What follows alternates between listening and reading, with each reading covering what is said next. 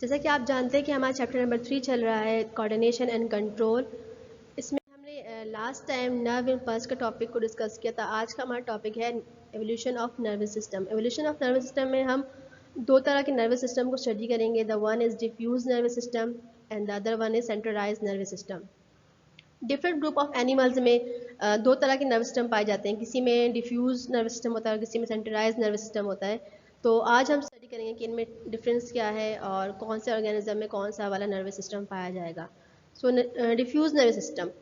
Diffuse nervous system is the most primitive nervous system. In diffuse system, nerve cells are distributed throughout the organism, usually beneath the outer epidermal layer. Diffuse nervous system में क्या होता है कि ये जो सबसे पहले जो है ना प्राइमेटिव नर्वस सिस्टम है, मींस ये सिंपल ऑर्गेनिज्म में पाया जाता है।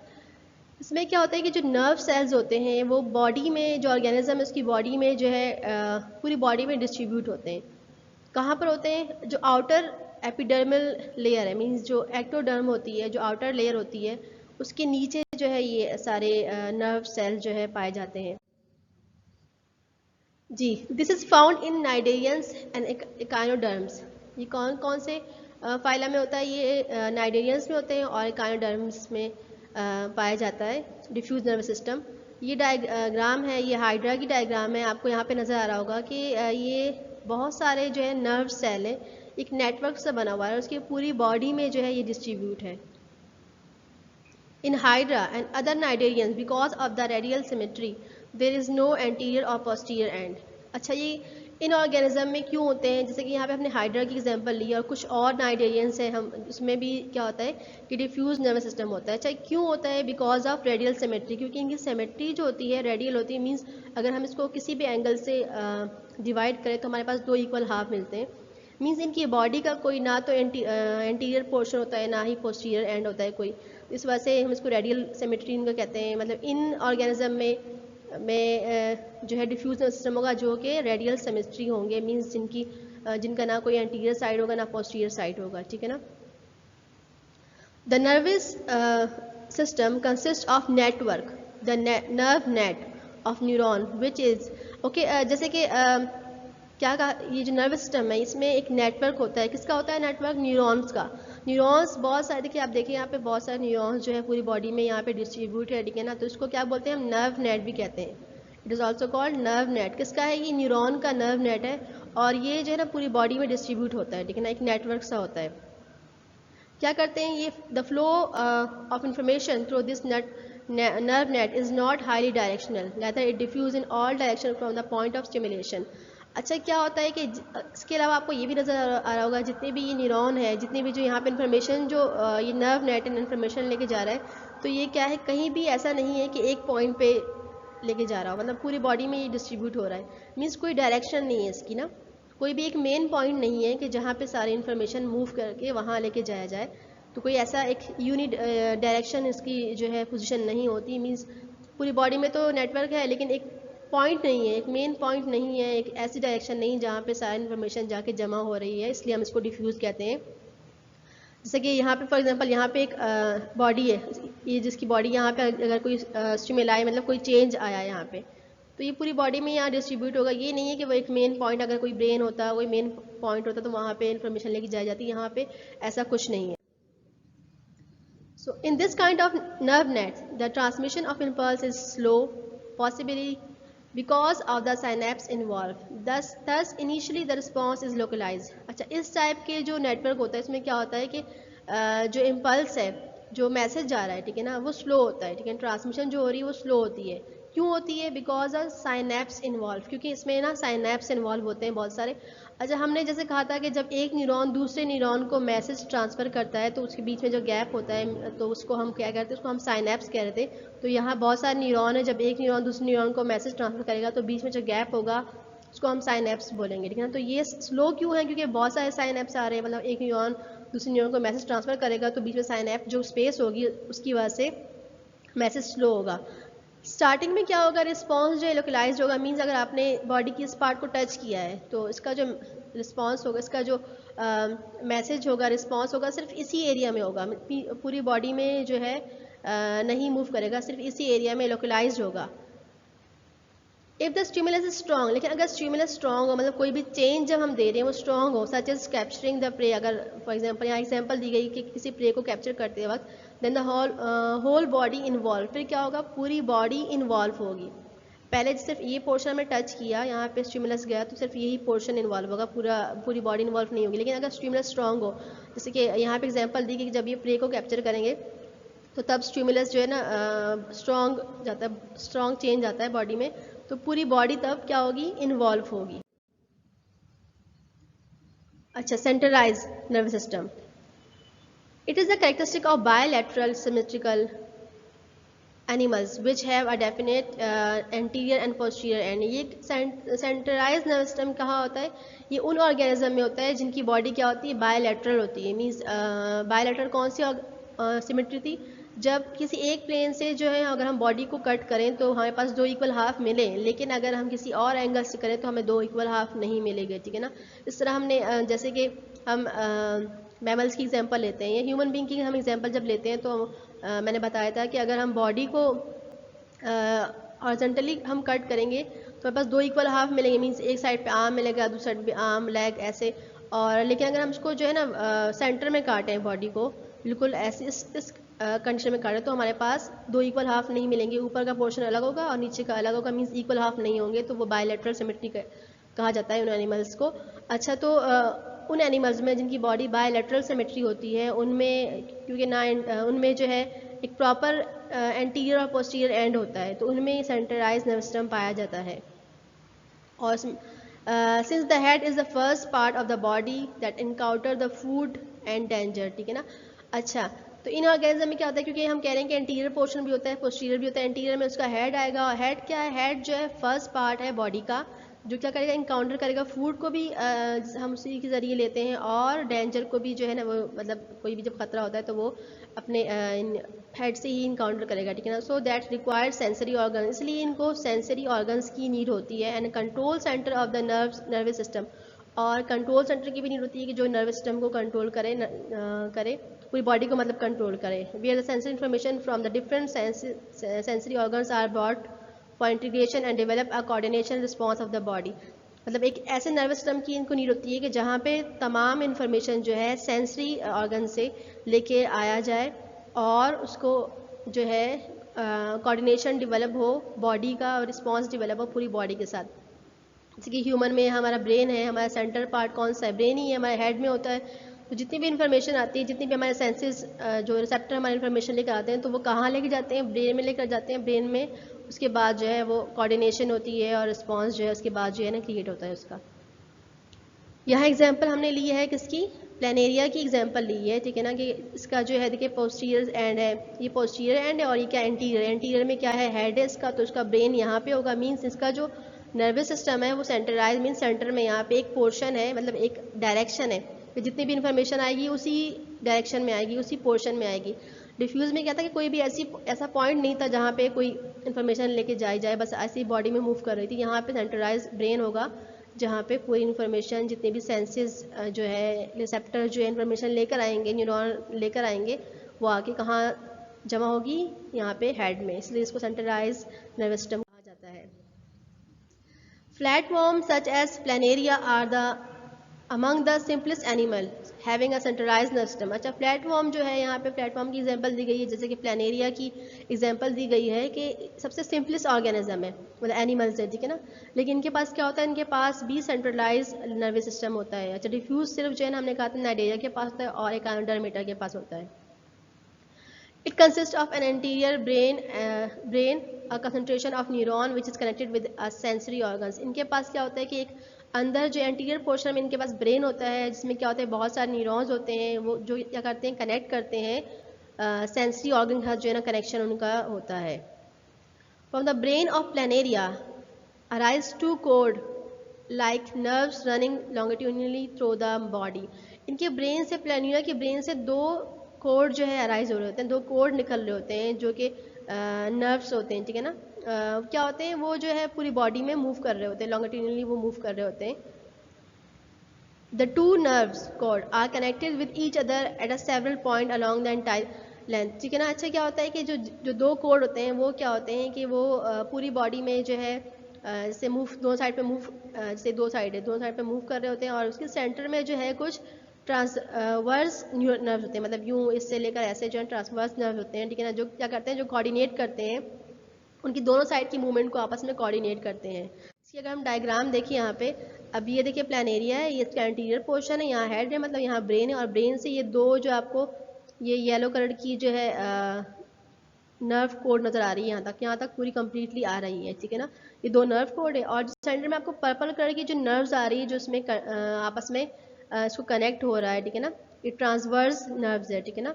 ये क्या करता है, ये इसलिए क्योंकि आपस में, ताकि दोनों साइड में कनेक्शन रहे और जो मूवमेंट है दोनों साइड पे हो, ऐसा ना हो कि एक पार्ट मूव करे दूसरा पार्ट मूव ना करे, इसलिए जो ये बीच में जो कनेक्शन है ये इसलिए नर्व्स हैं, ट्रांसवर्स नर्व्स जो है, ताकि दोनों साइड पे इक्वली कनेक्शन हो, इक्वली मूवमेंट हो, ठीक है ना। अगर हम कंपैरिजन करें कि ये क्या था, ये हमारे पास डिफ्यूज नर्वस सिस्टम था, ये क्या था हमारे पास, या सैलेमेंडर की एक वर्टिब्रेट की एग्जांपल दी है कि यहाँ पे सेंट्रलाइज नर्वस सिस्टम है। अब यहाँ देखिए इसकी बॉडी में बहुत सारे जो नर्व्स हैं, नर्व्स तो बहुत सारे, एक नेटवर्क है, नर्व नेट का जो है पूरा नेटवर्क है, यहाँ पे टच किया तो ये पूरा मैसेज जो है यहाँ पे इंफॉर्मेशन यहीं पे बॉडी में मूव करती रहेगी, मतलब एक पॉइंट नहीं है कोई कि वहाँ जाके सारी इन्फॉर्मेशन जमा हो। लेकिन यहाँ पे क्या है, आप यहाँ देख सकते हैं कि एक मेन पॉइंट है ब्रेन, जिसको हम कह रहे हैं, यहाँ पे जितनी भी इन्फॉर्मेशन अगर यहाँ टच करेंगे, यहाँ टच करेंगे या कहीं कहीं भी टच करेंगे तो इन्फॉर्मेशन क्या होगी, पहले यहाँ पे सेंटर में आएगी, इस पॉइंट पर आएगी, फिर उसके बाद जो है जितने भी जो भी रिस्पॉन्स देना होगा, जो कुछ करना होगा वो बाद में होगा, लेकिन पहले एक पॉइंट पर आएगी, मीन्स ये सेंट्रलाइज है। तो इसलिए हम इसको सेंट्रलाइज कह रहे हैं, और इसको क्या बोल रहे हैं हम, डिफ्यूज़ कह रहे हैं कि यहाँ पे इसके मैसेज जो है ना डिफ्यूज़ हो रहा है, पूरी बॉडी में डिफ्यूज़ हो रहा है, ठीक है ना। नाउ ह्यूमन नर्व सिस्टम, हम ह्यूमन नर्व सिस्टम की बात करते हैं क्योंकि ह्यूमन सबसे कॉम्प्लेक्स जो है एडवांस जो है ऑर्गेनिज्म है, तो हम इसके नर्वस सिस्टम की बात करते हैं। The human nerve system is centralize type, human nerve system भी क्या है, सेंट्रलाइज टाइप है। It can be divided into following different component that different function, में जो है मुख्तलिफ कंपोनेंट होते हैं जो क्या होता है, इनके अलग अलग फंक्शन होते हैं, ठीक है ना, अपने अपने फंक्शन होते हैं, ठीक है ना। ओके, एक में इनके दो पार्ट, एक है central nervous system, the other one is peripheral nervous system. Central nervous system में CNS एंड PNS, इनके दो जो है ना मेन पार्ट है नर्वस सिस्टम में। अब इसका हम फ्लो चार्ट देखें तो ये नर्वस सिस्टम है, दो पार्ट में डिवाइड हो रहा है, एक है CNS और एक है PNS, ठीक है ना, पेरिफेरल और central nervous system. Central nervous system में क्या है कि ये इसमें ब्रेन होता है और स्पाइनल कॉर्ड होता है, ठीक है ना, ये जो है सेंट्रल नर्वस सिस्टम है, और ये क्या है, पेरिफेरल नर्वस सिस्टम। अब यहाँ पे आप डायग्राम में देख सकते हैं कि जो ब्रेन को उसने ब्लू किया हुआ है और ये स्पाइनल कॉर्ड, ये दो चीज़ें किसमें आती है, सेंट्रल नर्वस सिस्टम में आती है, और जो बाकी भी तो वेन्स वगैरह जा रही हैं, यहाँ पे देखिए आप ब्रेन से और स्पाइनल कॉर्ड से और भी बहुत सारी नर्व्स जा रही हैं, मूव कर रही है, येलो कलर की आपको शो हो रही है, ये तमाम क्या है, ये पेरिफेरल नर्वस सिस्टम में आता है, ठीक है ना। सेंट्रल नर्वस सिस्टम में सिर्फ ब्रेन और स्पाइनल कॉर्ड आएगा। अच्छा, फिर पेरिफेरल नर्वस सिस्टम जो है PNS जो है फर्दर दो में रीजन में डिवाइड है, एक है ऑटोनॉमिक और दूसरा है सोमैटिक।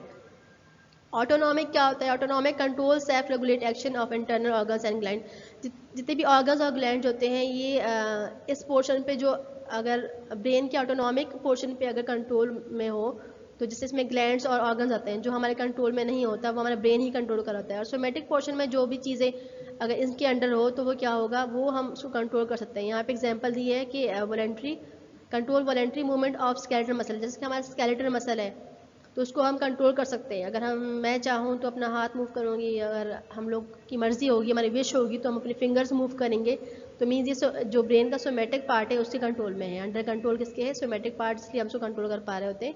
और जो ऑटोनॉमिक पार्ट्स के कंट्रोल में होता है तो उसको हम कंट्रोल नहीं कर पा रहे होते, जैसे कि हमारे स्मूथ मसल्स हैं, हमारे जो डाइजेस्ट सिस्टम है, तो वो ऑटोनॉमिक सिस्टम के कंट्रोल में, तो हम उसको कंट्रोल चाहते हुए भी नहीं कंट्रोल कर पाएंगे, ठीक है ना। अच्छा, फिर ऑटोनॉमिक नर्वस सिस्टम जो है वो उसके फर्दर दो पार्ट्स हैं, एक है सिंपैथेटिक और एक है पैरासिम्पैथेटिक, ठीक है ना। सिंपैथेटिक क्या होता है, कौन सा नर्वस सिस्टम है, इसमें क्या होता है कि ये जो है क्या करता है, बॉडी को प्रिपेयर करता है फाइट के लिए और फ्लाइट के लिए, मीन्स जितनी भी पोटेंशियल डेंजर होता है उस पर रिस्पॉन्स जो है हमारा सिंपैथेटिक नर्वस सिस्टम रिस्पॉन्स देगा। और ये क्या करता है, पैरासिम्पैथेटिक क्या करता है, ये बॉडी को इनहिबिट करता है, बॉडी को रोकता है क्या करने के लिए, ओवर वर्किंग करने के लिए, बहुत ज़्यादा काम करने से रोकता है। और उसको जो है क्या करता है कि काम रखने की कोशिश करते हैं, काम हो जाए, ज़्यादा काम नहीं करें, इतना एक्स्ट्रा ऑर्डनरी काम ना करें, ठीक है ना। देन हमारे पास सेंट्रल नर्वस सिस्टम, हमने कहा था कि दो पार्ट पे है, एक CNS एक PNS। CNS means central nervous system. अच्छा, सेंट्रलाइज नर्वस सिस्टम अलग था, ये सेंट्रल नर्वस सिस्टम अलग है, ठीक है। सेंट्रलाइज तो हम सिर्फ उसकी टाइप को कह रहे हैं कि जो कि एक मेन पॉइंट होता है। सेंट्रल नर्वस सिस्टम जो है, अब इसके बारे में स्टडी करते हैं हम।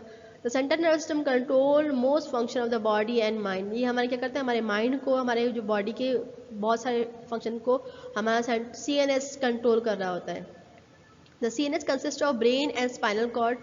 अच्छा, हमारा जो CNS है उस पर क्या होता है, हमने कहा था पहले भी कि ब्रेन होता है और स्पाइनल कॉर्ड होता है। ब्रेन क्या करता है, हमारी बॉडी को जो है ना, मीन्स ये क्या है, एक कंट्रोल सेंटर है, ठीक है ना, कंट्रोल कर रहा होता है। स्पाइनल कॉर्ड क्या होता है, एक हाईवे की तरह एक्ट करता है। ये मीन्स हमारे बॉडी के सेंटर में गुजरता है, ब्रेन स्टेम से स्टार्ट होकर हमारे स्पाइन तक जा रहा होता है, और उससे बहुत सारी नर्व्स जो है निकली होती है।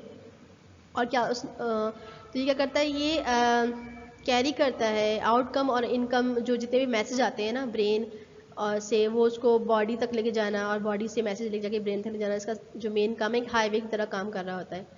अच्छा, both consist of up to 100 billions interneuron. दोनों में क्या होते हैं, तकरीबन 100 बिलियंस इंटरन्यूरॉन्स होते हैं। Both brain and spinal cord are protected in body armours, ठीक है ना। अच्छा, इस तरह, क्योंकि ये सबसे सेंसिटिव चीज़ें हैं दोनों, ब्रेन भी हमारा स्पाइनल कॉर्ड भी बहुत ही इंपॉर्टेंट चीज़ें हैं, तो इसको जो है ये कहाँ से, किस चीज़ से प्रोटेक्ट किया गया है, इससे जो है बॉडी आर्मोर से प्रोटेक्ट किया गया है। स्कल को जो है, ब्रेन को हमारे स्कल से प्रोटेक्ट किया गया है, और the canal of vertebral column, और हमारा जो वर्टिबल कॉलम है उसमें क्या हमारा प्रोटेक्ट हो रहा है, हमारा जो है स्पाइनल कॉर्ड जो है प्रोटेक्ट हो रहा है। अच्छा, इसके अलावा जो है इनसाइड द बोनी आर्मोर्स, जो बोनी आर्मोर्स है, ठीक है, मीन्स जो ये हमारा स्कल है, या जो बोन्स से जो हमारा ब्रेन और स्पाइनल कॉर्ड को प्रोटेक्ट किया जा रहा है, उसके अंदर क्या होता है, एक और प्रोटेक्शन होती है। क्या होती है, जो क्या करती है, एक टिश्यू होते हैं, कनेक्टेड टिश्यू होता है, 3 tough connected tissue cover, three membranes होती है, टफ कनेक्टेड टिश्यू, जो कनेक्टेड टिश्यू से बनी होती है, टफ होती है, इसको हम क्या बोले, मीनिंग्स, ठीक है ना। कौन कौन सी होती है, dura mater, arachnoid and pia mater. ये 3 मेम्ब्रेन्स होती है जो हमारे ब्रेन को और स्पाइनल कॉर्ड को क्या कर रही होती है, प्रोटेक्ट कर रही होती है। एक तो हमारे जो है ना बोनी आर्मोर से हमारे ब्रेन और स्पाइनल कॉर्ड प्रोटेक्ट है, मीन्स बोन्स वगैरह से, स्कल से और वर्टिबल कॉलम से। दूसरा क्या है, हमारे 3 मेम्ब्रेन्स होती है जो कनेक्टेड टिश्यू से बनी होती है, थोड़ी सी टफ होती है। कौन कौन सी होती है, ड्यूरा मैटर, आर्ची नॉइड, पाई मैटर, ठीक है ना। ये क्या करती है, ये भी हमारे स्पाइनल कॉर्ड और ब्रेन को प्रोटेक्ट करती है। अच्छा, ड्यूरल मैटर क्या होती है, ये बोन्स के ऊपर लगी होती है, और जो आर्ची नॉइड होती है थोड़ी सी लूजली ब्रेन के ऊपर होती है, तो लूजली होती है, और जो पाया मैटर होती है वो बहुत ही क्लोजली अटैच होती है, किससे, हमारे ब्रेन से और स्पाइनल कॉर्ड की सरफेस से अटैच हो रही होती है, तो ये प्रोटेक्ट करती है। इसके अलावा एक और चीज़ होती है जो भी हमारे ब्रेन और स्पाइनल कॉर्ड को प्रोटेक्ट कर रही होती है, हमारे वो क्या होती है, एक प्लाज्मा लाइक फ्लूइड होता है, एक लिक्विड फॉर्म में होता है। कौन सा होता है, सेरिब्रोस्पाइनल फ्लूइड, CFS को कहते हैं, ठीक है ना। ये क्या काम करता है, ये bathing of neurons of CNS, central nervous system में जो न्यूरॉन है उसको बाथिंग दे रहा होता है, मीन्स उसको नरिशमेंट देता है, और उसके ऊपर जितना भी वेस्टेज होता है, मतलब रिमूवर होता है, वेस्टेज रिमूवर भी इसका काम भी करता है। तो जो उसके ऊपर वेस्टेज होता है ना, उसको रिमूव करने का काम भी करता है, और उसको नरिशमेंट देता है, मीन्स बाथिंग करता है, जितने भी न्यूरॉन्स है उसको बात दे रहा होता है, उसको नहला रहा होता है, ठीक है ना। जैसे कि अगर आपने जो ऑर्गेनिज्म होते हैं जो कि वाटर में रहते हैं, एक्वेटिक एनिमल्स होते हैं, उनको वाटर ही प्रोटेक्ट कर रहा होता है, तो इस तरह इनको भी क्या करता है, ये जो CSF है, ये फ्लड जो है इसको न्यूरॉन को प्रोटेक्ट कर रहा होता है, प्रोटेक्शन दे रहा होता है। तो ये हो गई प्रोटेक्शन की, प्रोटेक्शन हो गई इनकी। ओके, देन जो है हमारे पास, हमने CNS में जो एक है ब्रेन। तो what is brain, brain is the centre of thought, origin of control over body movement. ये जो है थॉट का सेंटर है, और क्या है, ओरिजिन है, पूरी बॉडी की मूवमेंट जो है ब्रेन से ही होती है, ठीक है ना। The CNS of vertebrate develop in the embryo from the dorsal hollow nerve cord, ठीक है ना। जो CNS है वर्टिब्रेट का, ये कब फॉर्म होता है, डेवलप होता है जब डेवलपमेंट होती है मदर बॉडी के अंदर, जब डेवलपमेंट होती है तो एम्ब्रियो में ही बनना स्टार्ट हो जाता है, डेवलप होना स्टार्ट हो जाता है, किससे, नर्व कोड से। जैसे कि नर्व कोड जो होती है, एक डॉर्सल हॉलो नर्व कोड है, उससे जो है अंदर से वो हॉलो होती है, उससे आगे जाके क्या होता है कि ब्रेन हमारा बनना, CNS बनना स्टार्ट हो जाता है। In the initial stage, nerve cord is simply a tube filled with a CSF flood, ठीक है ना। अच्छा, क्या होता है कि इनिशियली स्टेज में, जब इनिशियल स्टेज होते हैं तो जो नर्व कोड होता है वो एक ट्यूब की तरह होती है और उसमें क्या फिल्ड होता है, CSF लिक्विड जो है फिल्ड होता है। However, during the course of development, its anterior part enlarged to form the primary brain vesicle. अच्छा, फिर क्या होता है कि जैसे ही आगे डेवलपमेंट होती है, जिसका एंटीरियर पार्ट है वो इनलार्ज होता है, मीन्स वो थोड़ा सा बढ़ जाता है और फॉर्म करता है प्राइमरी ब्रेन वेसिकल, ठीक है ना। As the development proceed, the primary brain vesicle subdivided into 3 irregular vesicle. अच्छा, जैसी डेवलपमेंट आगे जाती है, ठीक है ना, आगे प्रोसीड होती है, जो प्राइमरी ब्रेन वेसिकल है ये सब डिवाइड हो जाता है, मतलब डिवाइड हो जाता है 3 इरेगुलर वेसिकल में। कौन कौन से में? The four brain, mid brain and hind brain, ठीक है ना। इनमें ये जो है डेवलप हो जाता है। Later different parts of mature brain develop from these vesicle. बाद में क्या होता है, इन वेसिकल से जो है डिफरेंट मेच्योर पार्ट ब्रेन के वो डेवलप हो जाते हैं। ये पार्ट्स ऑफ ब्रेन है, 3 पार्ट से सब डिवाइड हो रहा है। फोर ब्रेन है, ये मिड ब्रेन है एंड हाइंड ब्रेन, 3 पार्ट्स है। और यहाँ से क्या होता है, यहाँ से स्पाइनल कॉर्ड स्टार्ट हो जाता है जो कि मूव करता है हमारी पूरी बॉडी में, हमारे स्पाइन तक मूव कर रहा होता है। ओके, ये फ्लो चार्ट है कि हमारा ब्रेन है 3 डिवीजन में, 3 पार्ट में डिवाइड हो रहा है, four brain, mid brain and hind brain. Then fore brain जो है हमारा 2 पार्ट में डिवाइड होता है, that is telencephalon and diencephalon, ठीक है ना। फिर टेलेनसेफेलॉन जो है उसमें क्या होता है कि उसका एक पार्ट होता है जिसे बोलते हैं सेरिब्रम। और सेरिब्रम किससे बना होता है, ये 2 पीस से बना होता है, right and left cerebral hemisphere से बना होता है, ठीक है ना। डायसेफेलॉन क्या होता है, इसकी भी 2 पार्ट होते हैं, थैलेमस एंड लिम्बिक सिस्टम, ठीक है ना। लिम्बिक सिस्टम जो है फर्दर डिवाइड होता है, फर्दर इसके 3 पोर्शन होते हैं, इसमें हाइपोथैलेमस, एमिगडाला एंड हिपोकैम्पस। और हिंड ब्रेन जो होता है उसके भी 3 पार्ट होते हैं, मेड्यूला ऑब्लिगेटा, सेरेब्रियम्स एंड पोन्स। और जो मिड ब्रेन है वो बहुत स्मॉल सा पार्ट होता है, तो उसकी फर्दर कोई डिवीजन नहीं होती। Fore brain can be divided into 2 region, जैसा कि हमने कहा कि फोर ब्रेन जो है आगे फर्दर जो है 2 रीजन में डिवाइड होता है, that is the telencephalon and the diencephalon, ठीक है। टेलेनसेफेलॉन क्या होता है, telencephalon is the largest part of the forebrain, सबसे बड़ा पार्ट होता है फोर ब्रेन का। इट इज़ डिफरेंशिएटेड इनटू, ये 2 आगे जो है सेरेब्रल हेमिस्फीयर में डिवाइड होता है। और ये 2 सेरेब्रल हेमिस्फीयर जो होते हैं, ये क्या होता है, इसको सेरेब्रम भी कहा जाता है, मीन्स ये 2 पीस होते हैं, उनसे मिलकर जो है सेरेब्रम बन रहा होता है। Each hemisphere consist of an outer grey matter, जो अच्छा 2 सेरेब्रियल हेमिस्फीयर है, क्या होता है, हर हेमिस्फीयर में क्या होता है कि ऊपर जो होती है क्या होती है, एक आउटर जो लेयर होती है, एक आउटर ग्रे मैटर होता है, ग्रे सा मैटर होता है। अच्छा, वो क्यों ग्रे नजर आता है, बिकॉज यहाँ neuron cells body closely pack, यहाँ पे जो न्यूरॉन की सेल बॉडी है, अपने अगर आपको याद हो कि न्यूरॉन का स्ट्रक्चर बताया था मैंने कि उसमें सेल बॉडी होती है, तो वो सेल बॉडी जो है ना क्लोजली पैक्ड होती है, बहुत नज़दीक से पैक्ड होती है, क्लोजली पैक्ड होती है, इसलिए ये ग्रे नज़र आ रहा होता है, ठीक है ना।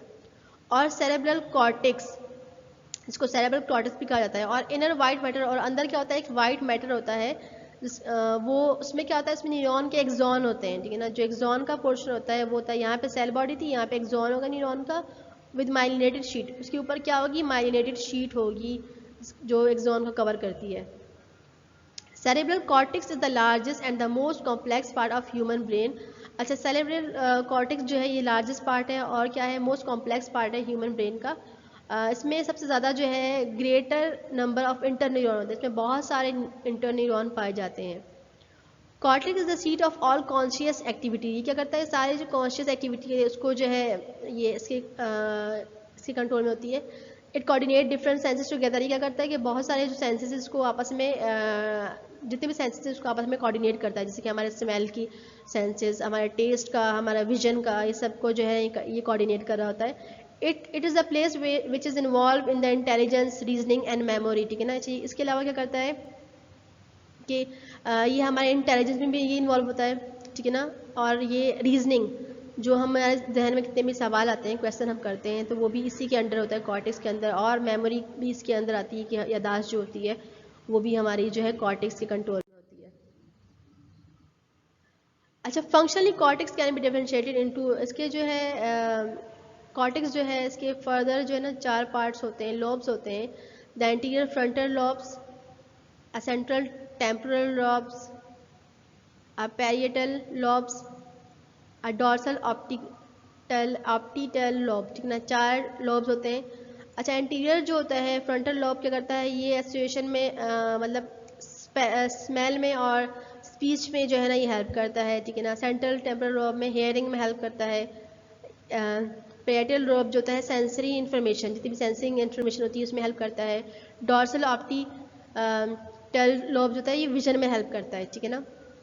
अच्छा, the activity of 2 cerebral hemispheres coordinated by, अच्छा ये 2 सेरेब्रल हेमिस्फीयर जो होते हैं वो जो आपस में कोऑर्डिनेट करते हैं, किसके जरिए करते हैं, कार्पस कॉलसम के ज़रिए जो है ये आपस में कोऑर्डिनेट करते हैं। ये ब्रेन है, इसके जो है ये डिफरेंट लोब है, ये आपको पर्पल वाला जो है पेरिटल लोब है, ये फ्रंटल लोब है, ये टेम्पोरल लोब है, और ग्रीन वाला जो है ऑप्टिकल लोब्स है, ठीक है ना। ये इसके चारों लोब्स बने हुए हैं। ये क्या है, कॉर्टेक्स है, ठीक है ना। ओके, द डायसेफेरॉन, ठीक है ना। What is diencephalon? अच्छा, डायसेफेरॉन जो है इसके हमने कहा था कि ये इसके 2 पोर्शन में डिवाइड होता है। एक होता है thalamus. The thalamus is a clearing house of sensory impulse as it receives from different parts of brains, relay them to appreciate parts of the motor cortex. अच्छा, क्या करता है थैलेमस? थैलेमस क्लियरिंग हाउस है। जितने भी sensory impulse आ रहे होते हैं, जितने मैसेज आ रहे होते हैं, ये रिसीव करता है और उनको जो है उनके एग्जैक्ट जो पार्ट्स है उसके पास ले जाने का काम थैलेमस का होता है। जो अप्रोप्रिएट पार्ट्स है उसके पास ले जाने का काम क्या थैलेमस का होता है। It is also involve in the perception of pleasure and pain. ये प्लेजर मीन्स खुशी का जो हमारे जो सेंस उनमें भी काम करता है, और पेन जो हमें पेन फील होता है उसमें भी थैलेमस ही काम कर रहा होता है। The second part is limbic system.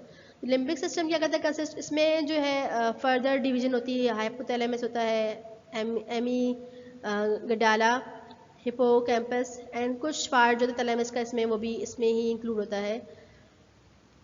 तो हाइपोथैलेमस क्या है, ये इंपॉर्टेंट रेगुलेशन ऑफ हेमोस्टेसिस है। ये क्या करता है, ये पिट्यूटरी ग्लैंड को रेगुलेट करता है, और ये जो है बॉडी के टेम्परेचर को रेगुलेशन में हेल्प करता है। मीन्स जो हमारा इंटरनल बॉडी टेम्परेचर होता है उसको रेगुलेट करने में हेल्प करता है। ब्लड प्रेशर को इससे कंट्रोल में होता है। हमारा हंगर, थर्स्ट, प्यास लगना, एग्रीगेशन मीन्स गुस्सा आना, प्लेजर खुशी, और पेन, ये सब जो है हाइपोथैलेमस के कंट्रोल में होता है। देन है एमिगडाला, ये होता है सेंसेशन ऑफ प्रेशर, पनिशमेंट और सेक्सुअल अरोसल अपॉन स्टिमुलेशन। अच्छा, इसमें क्या होता है कि ये जो है प्रेशर जो कोई भी पनिशमेंट, जब हमें कोई पनिशमेंट करता है तो उसके फीलिंग मतलब कि हमें वो बुरा लगना, हमें उसके लिए गिल्टी फील करना, ये सब जो है इसके कंट्रोल में होता है। और इसके अलावा जो है ना फीलिंग जो होती है, सेक्सुअल फीलिंग जो होती है वो भी इसके कंट्रोल में होती है। हाइपोकैम्पस क्या होता है, is involve in long term memory. हमारे लॉन्ग टर्म बहुत ज़्यादा देर तक हमारी मेमोरी रखने की जो जितनी भी चीज़ें होती हैं वो जो ना हाइपोकैम्पस में होती है। जैसे कि फॉर एग्जांपल आपका नाम आपका हमेशा याद रहता है, बहुत लॉन्ग टर्म, हमेशा आपके पेरेंट्स का नाम, आपका घर का एड्रेस, या फिर जो ऐसे इनिशियल चीज़ें होती हैं जो आपको हमेशा याद रहती हैं, तो वो जो है हाइपोकैम्पस के अंडर में होती है।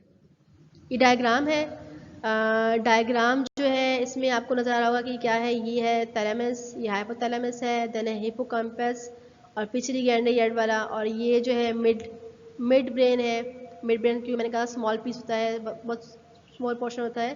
देन पोस्ट मेड्यूला, ये क्या है, ये किस में आएगा, ये जो है हाइंड ब्रेन के जो है इसमें रीजन में आता है। सेरिब्रम है, ये स्पाइनल कॉर्ड मूव हो रहा है, ये आके आपकी पूरी बॉडी में मूव करेगा, ठीक है ना। देन जो है ये सेरेब्रल कॉर्टेक्स है। तो ये पूरी डायग्राम है आपके पास। सो आज का जो हमारा टॉपिक था ये इतना ही था। इंशाल्लाह नेक्स्ट लेक्चर में हम जो है मिड ब्रेन को स्टडी करेंगे। आज हमने फोर ब्रेन को स्टडी किया है। नेक्स्ट वीडियो में इंशाल्लाह हम मिड ब्रेन को स्टडी करेंगे। तब तक कि अल्लाह हाफिज़, अपना बहुत सा ख्याल रखिएगा और स्टडी अच्छे से कीजिएगा। ओके, अल्लाह हाफिज़।